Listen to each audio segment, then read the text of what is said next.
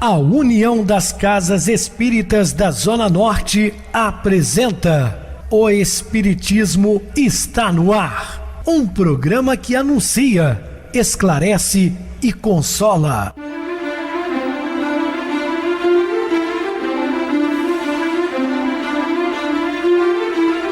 Não se turve vosso coração. Credes em Deus, credes também em mim. Na casa de meu pai há muitas moradas. Se assim não fora, eu vou-los teria dito, pois vou preparar-vos lugar. O Espiritismo está no ar. Sintonize esta frequência. Pare, pense na vida, faça perguntas. Uma ótima noite para você. Hoje é segunda-feira, 28 de setembro de 2020. Muito obrigado pelo seu carinho, pela audiência. Rádio Clube Trans FM, sua voz é a nossa voz. Estamos também no YouTube. E ver melhor, deixe seu like, se inscreva, faça comentários, porque é importante para nós.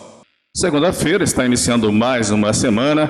Pedimos a Deus que nos abençoe. Agradecemos a audiência de todos, principalmente da senhora dona de casa, com o seu radinho ligado, os taxistas, comerciantes, sintonizados na Rádio Trans FM, na rádio local, ou também nos ouvindo pelo Radiosnet, que é o aplicativo da emissora nos celulares, ou você que está nos ouvindo pelo YouTube. Está conosco no estúdio meu querido amigo, frequentador da Casa Espírita Maria de Nazaré, Elimar. Uma boa noite, Elimar, seja muito bem-vindo. Boa noite, Pedrosa. Boa noite a todos os caros ouvintes. Também, Elimar, está comigo aqui no programa para dividir conosco meu querido amigo, expositor espírita, Marco Kisteman. Uma boa noite, seja muito bem-vindo. Boa noite, meus irmãos, minhas irmãs. Que tenhamos grandes aprendizados nesse programa de hoje. Assim seja. Meus queridos irmãos, nós vamos continuar estudando sobre cartas, ou epístolas, mas agora de Tiago, Pedro, mais tarde de João. Meus queridos irmãos, vamos dar continuidade ao estudo que iniciamos sobre as epístolas de Paulo, porém hoje vamos iniciar com as epístolas de Tiago e Pedro. Dúvidas sobre o assunto, entre em contato conosco ligando para a Rádio Trans FM, que é 0 operadora 32 3211 5697. Quer falar comigo? Utilize a Oi 98801 2675 ou WhatsApp 9844949 novamente 59. Ainda temos o e-mail, o espiritismo está no ar, @hotmail.com, ou deixe seu recado no YouTube, Viver Melhor. Vamos agora para aquele momento muito especial, que é o nosso momento de oração. Sintonize esta frequência. O Espiritismo está no ar. Momento de oração. Vamos elevar nosso pensamento a Deus, nosso Pai, Jesus, nosso Mestre, e agradecer por todas as oportunidades de trabalho no bem, meus irmãos, minhas irmãs, que tenhamos uma ótima semana de trabalho no bem. Assim seja. Estamos apresentando O Espiritismo está no ar. Bem, meus amados irmãos, estamos de volta com o assunto da noite, falando da epístola de Tiago. Duas epístolas surgem quando se propõe a estudar essa epístola. A primeira está relacionada à histórica resistência religiosa de incorporá-la aos textos canônicos do Novo Testamento. Porque Tiago tinha uma maneira de pensar, ele dizia que a fé sem obra é morta, enquanto Paulo de Tarso dizia que a salvação se daria pela fé.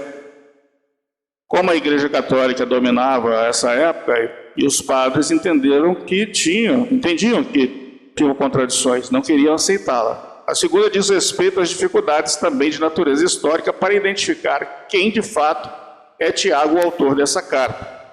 Lembrando aos amados irmãos ouvintes que dos 12 apóstolos tínhamos nomes parecidos, ou nomes iguais, como o próprio Tiago, Tiago maior, irmão de João, é o autor da carta, e tinha Tiago menor, filho de Alfeu, enquanto este, filho de Zebedeu.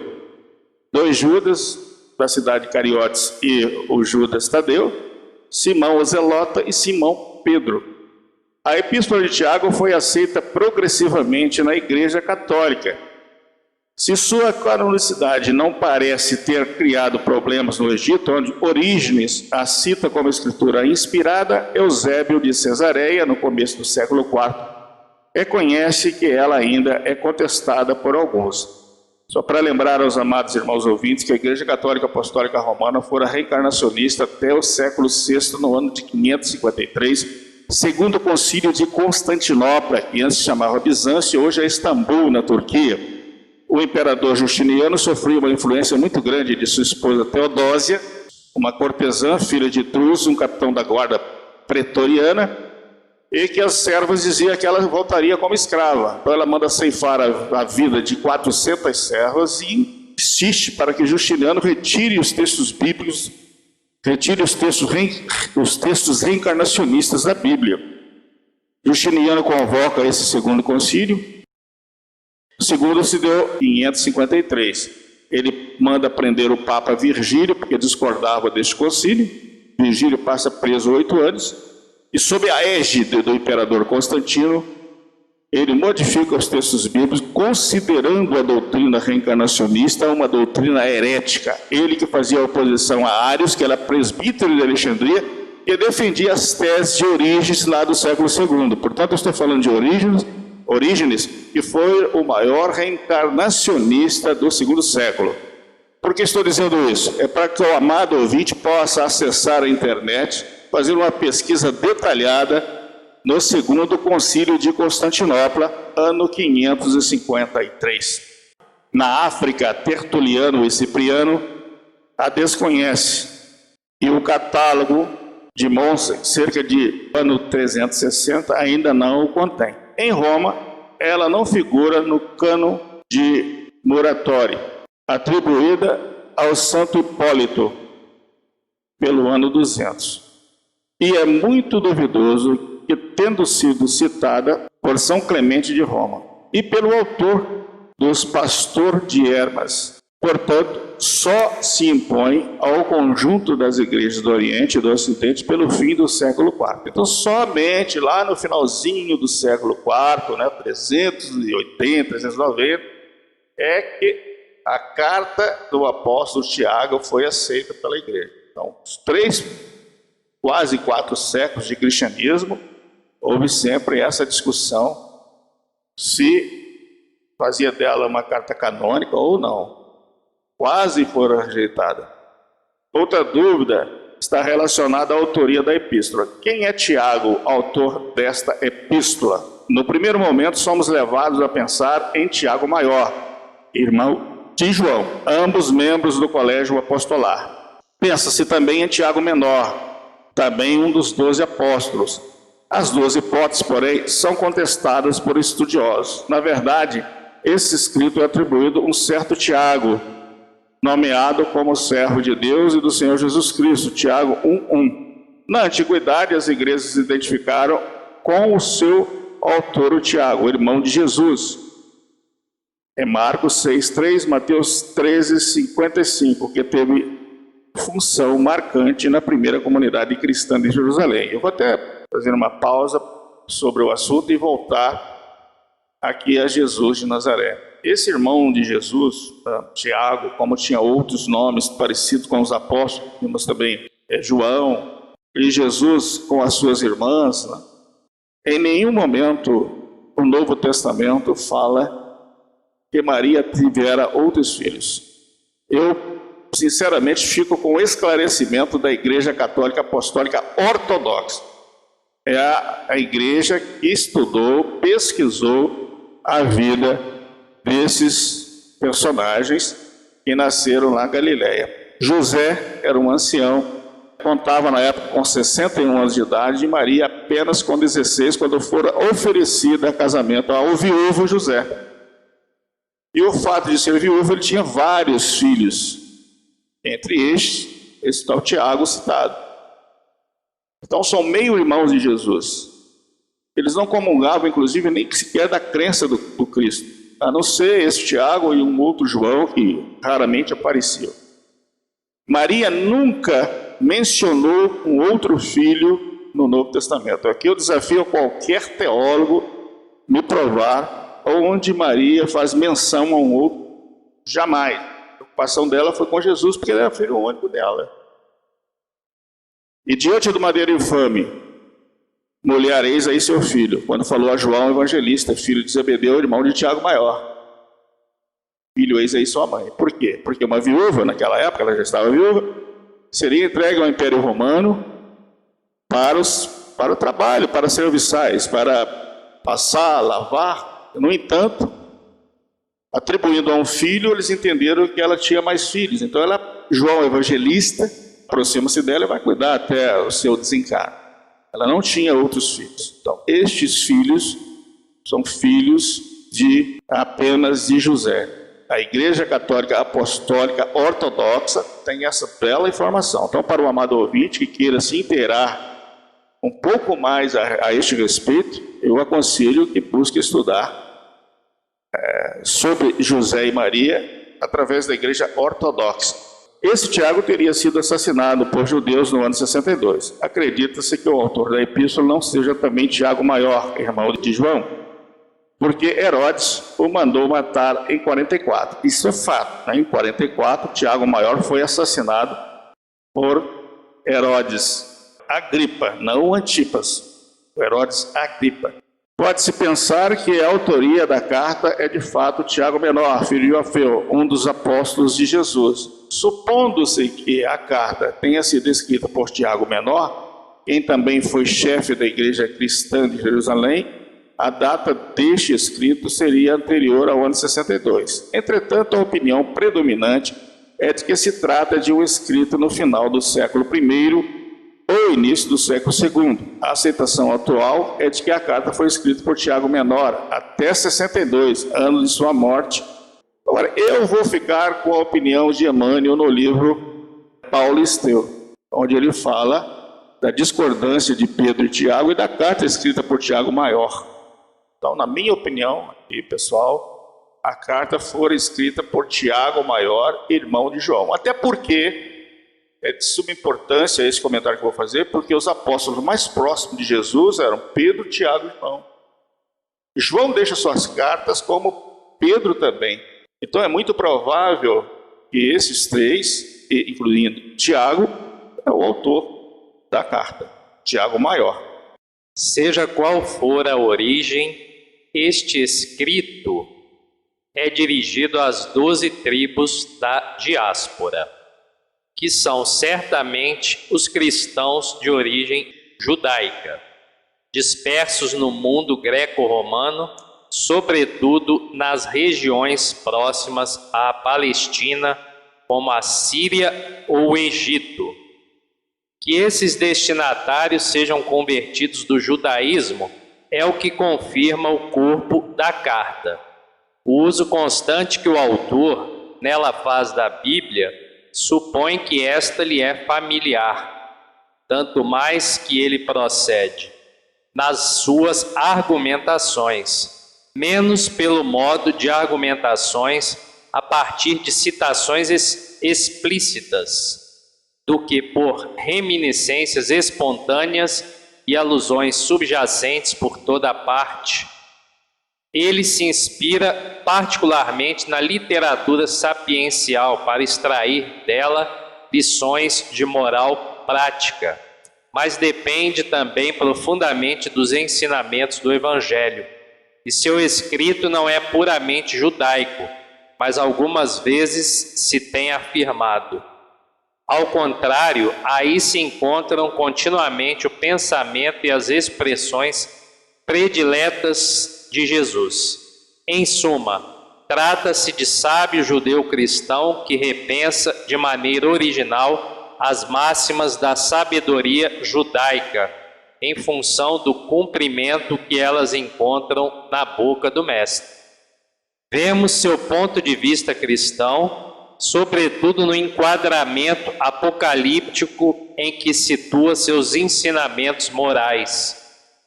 Esses ensinamentos mostram também sua afinidade com os do Evangelho de Mateus, mais judaico-cristão. Então é possível também, como foi feito, meus irmãos e minhas irmãs, com as outras cartas, uma síntese dos principais ensinamentos desta epístola de Tiago, que, conforme foi falado pelo Pedrosa, nós devemos crer mais que é endereçada aos cristãos e escrita por Tiago Maior. O primeiro ensinamento é o benefício das provações. Nesse sentido, meus irmãos, tende grande gozo quando cairdes em várias tentações, sabendo que a prova da vossa fé produz a paciência. Tenha, porém, a paciência a sua obra perfeita, para que sejais perfeitos e completos, sem faltar em coisa alguma. Mas glorie-se o irmão abatido na sua exaltação, e o rico em seu abatimento, porque ele passará como a flor da erva. Porque sai o sol com ardor e a erva seca, e a sua flor cai, e a formosa aparência do seu aspecto perece. Assim se murchará também o rico em seus caminhos. Bem-aventurado o varão que sofre a tentação, porque quando for provado, receberá a coroa da vida, a qual o Senhor tem prometido aos que amam. Segundo a carta de Tiago, capítulo 1, versículos 2 e 3, 9 e 12. Outro ensinamento é a fé com obras. Nesse sentido, meus irmãos, que aproveita se alguém disser que tem fé e não tiver obras, porventura a fé pode salvá-lo?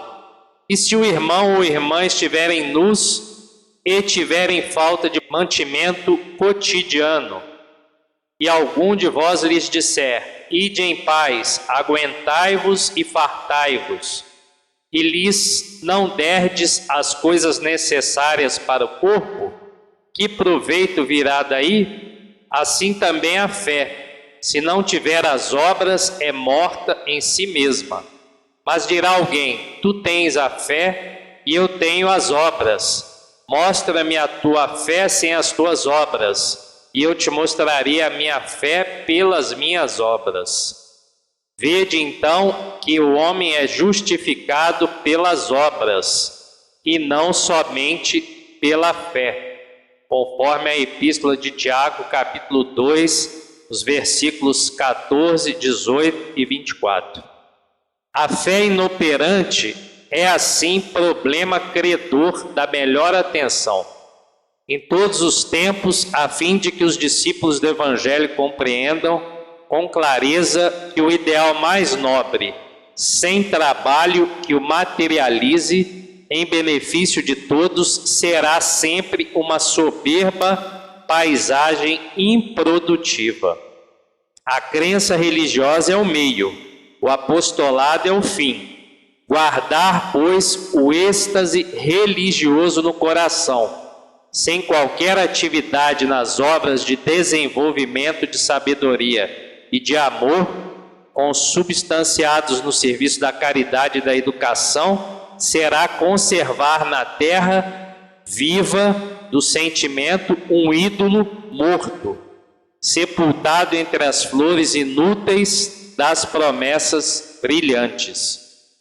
Então fica aí um grande recado, que a fé é importante, mas as obras são necessárias a todo o momento, são imprescindíveis para a nossa evolução. Um terceiro ensinamento é o cuidado no falar.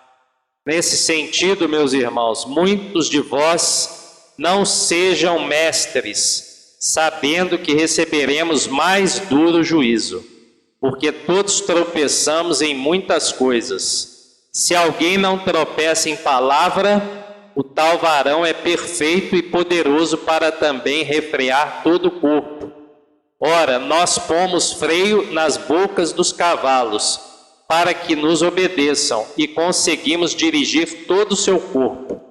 Vede também as naus que, sendo tão grandes e levadas por impetuosos ventos, se viram com um bem pequeno leme para onde quer a vontade daquele que as dirige. Assim também a língua é um pequeno membro e gloria-se de grandes coisas. Vede quão grande bosque um pequeno fogo incendeia. A língua também é um fogo, como mundo de iniquidade. A língua está posta entre os nossos membros e contamina todo o corpo, inflama o curso da natureza e é inflamada pelo inferno. Porque toda a natureza, tanto de bestas feras como de aves, tanto de répteis como de animais do mar, se amansa e foi domado pela natureza humana. Mas nenhum homem pode domar a língua. É um mal que não se pode refrear. Está cheia de peçonha mortal. Com ela bendizemos a Deus e o Pai, e com ela também amaldiçoamos os homens feitos à semelhança de Deus. De uma mesma boca procede bênção e maldição. Meus irmãos, não convém que isto se faça assim. Segundo Tiago, capítulo 3, versículos de 1 a 10. Por fim, o pensamento que direciona a epístola de Tiago está expresso nestas palavras: todo homem esteja pronto para ouvir, tardio para falar, tardio para se irar. Muito bem, Marco, falamos um pouco sobre a epístola de Tiago, principalmente do que tange a fé sem obra é morta. Fala também da diáspora, que ela foi endereçada mais aos judeus recém-convertidos ao cristianismo, não para os gentílicos, mas para os ex-judeus.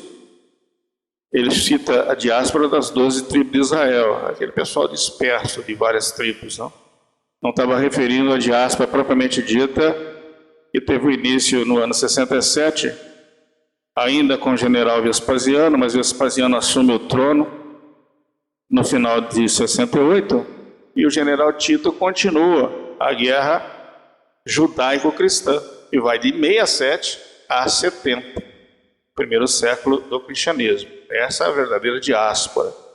Mas o Tiago dá a entender que ele referia uma diáspora ali das 12 tribos de Israel. Esse assunto é muito importante, deixaremos para o programa de amanhã. Vamos agora para o nosso intervalo musical e a seguir a nossa oração final. Perfil de Jesus.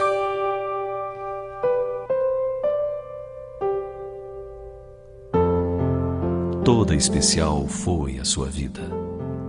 Anunciado por profecias, sonhos e anjos, ele esteve aguardado pela ansiedade do povo, pelo orgulho nacional de raça e o despotismo dos dominadores políticos que o desejavam guerreiro arbitrário e apaixonado. Quando o silêncio espiritual pairava em Israel, ele nasceu no anonimato de uma noite gentil, numa manjedoura, cercado por animais domésticos e assistido pelo amor dos pais humildes, sem outras testemunhas. Seus primeiros visitadores eram amantes da natureza, pastores simples, logo seguidos por magos poderosos, num contraste característico que sempre assinalaria sua jornada entre os homens.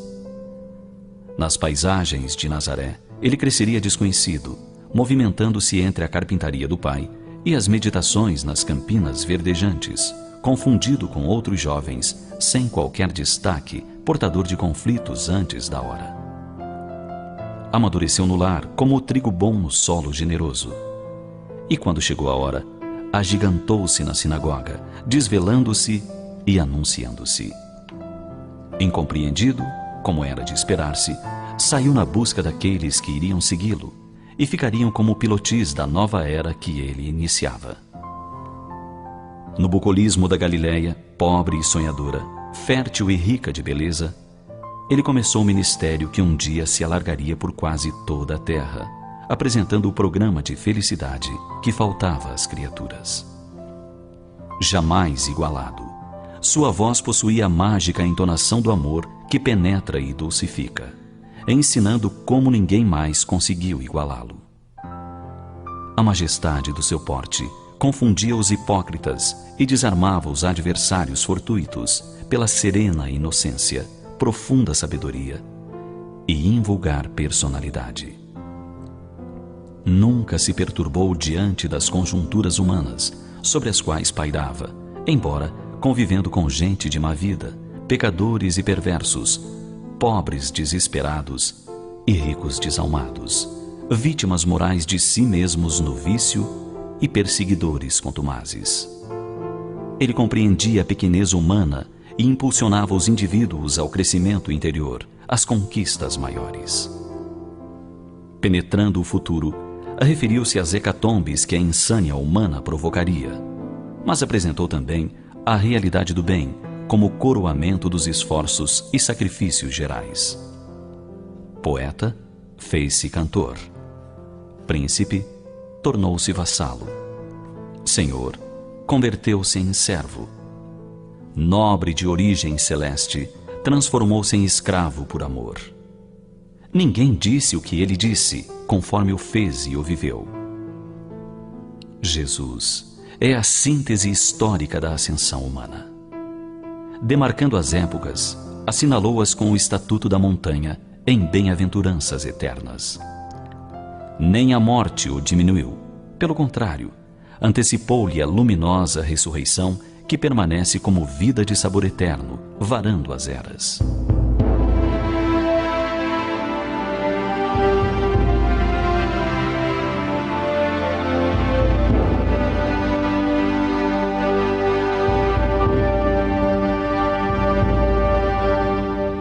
Grandioso, hoje como ontem, é o amanhã dos que choram, sofrem, aguardam e amam. Sua veneranda presença paira dominadora sobre a humanidade, que nele encontra o alfa e o ômega das suas aspirações. Jesus é a vida em representação máxima do Criador, como modelo para a humanidade de todos os tempos. Unamo-nos a Ele e vivamo-lo.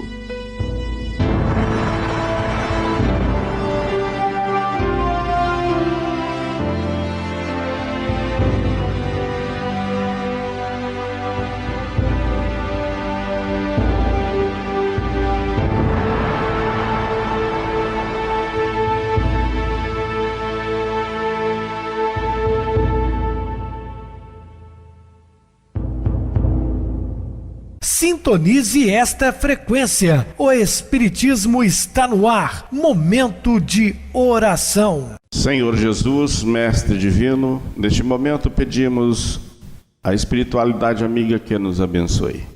Não esquece nosso dever de cooperação com o Senhor Jesus, meus queridos irmãos. Ninguém te pede o impossível, entretanto é justo nasçam em tuas mãos, cada dia, as migalhas de amor com que o mundo se elevará, do vale da sombra aos cismos de elevação.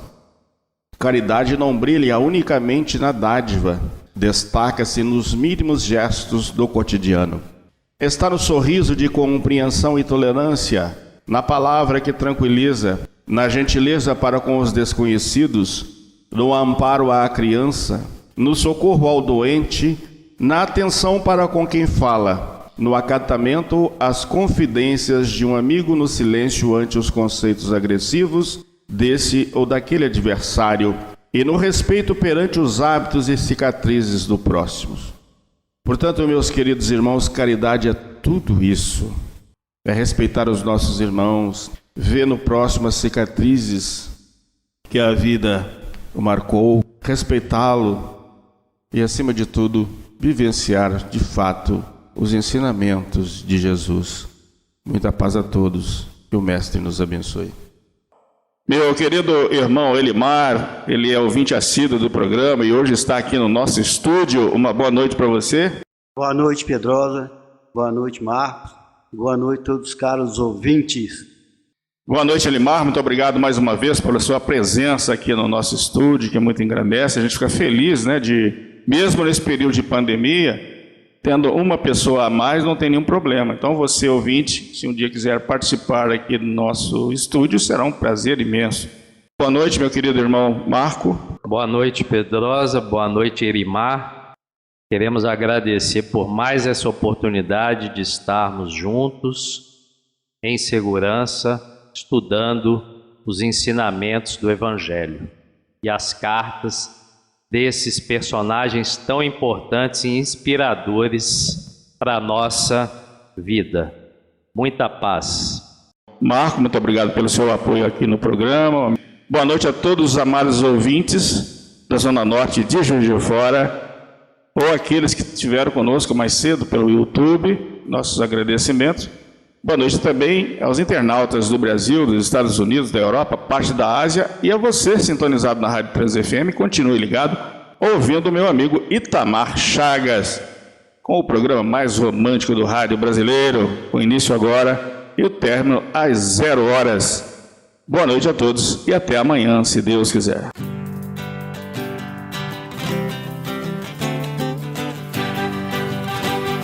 A União das Casas Espíritas da Zona Norte apresentou O Espiritismo Está no Ar, anunciando o Evangelho de Jesus, esclarecendo sua mensagem, consolando corações. Olhe pro céu e descubra imagens de luz. Se tem Jesus, o amor todo que Deus te deu. Pense no bem, no melhor em que pode fazer. Seja o que for, também vai receber. De coração, ajude o irmão. A caridade é o caminho do amor. Faça ainda que possa sofrer, pois bênçãos de Deus há de ter. Ame, perdoe e viva melhor a natureza, o céu e o mar. Veja o encanto que a vida nos dá, a chance eterna que temos para amar, para amar. Olhe pro céu e descubra imagens e luz. Sinta em Jesus o amor todo que Deus te deu. Pense no bem, no melhor em que pode fazer. Seja o que for, também vai receber. De coração, ajude o irmão. A caridade é o caminho do amor. Faça ainda que possa sofrer, pois bênçãos de Deus há de ter. Ame, perdoe e viva melhor a natureza, o céu e o mar. Veja o encanto que a vida nos dá, a chance eterna que temos para amar.